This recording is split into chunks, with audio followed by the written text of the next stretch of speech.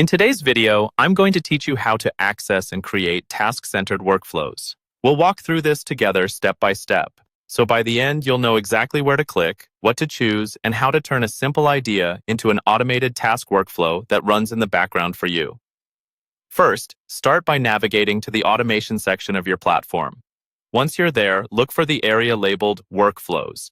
This is where all of your automations live, and it's the home base for creating anything task-related.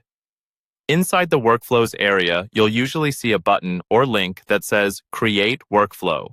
Go ahead and select that, and when you're given options for how to build it, choose from scratch. Building from scratch gives you full control over what this workflow does, when it runs, and how it interacts with your tasks. Next, you'll be asked what kind of workflow you want to create. Choose an object-based workflow, and then select Task as the object.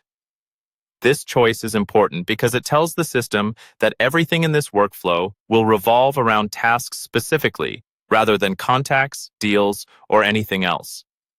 If you skip this, your automation might not trigger the way you expect.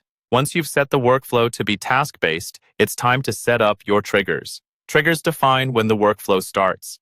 Here, you'll select a task event or property that matters to you, such as task status or due date. For example, you might trigger the workflow when a task's status changes to completed, or when the due date is approaching. The key is to think about the exact moment you want the automation to kick in. After you've chosen your trigger, look for the plus icon, usually represented by a small plus button. Click this to add your desired action.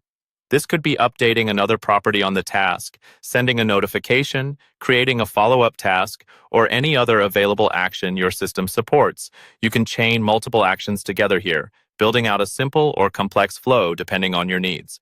When you're satisfied with your trigger and actions, move to the final step, review and publish. Take a moment to double-check your trigger conditions and each action, making sure they match what you intend. Once everything looks good, turn the workflow on. From that point forward, your task-centered workflow will run automatically based on the criteria you set.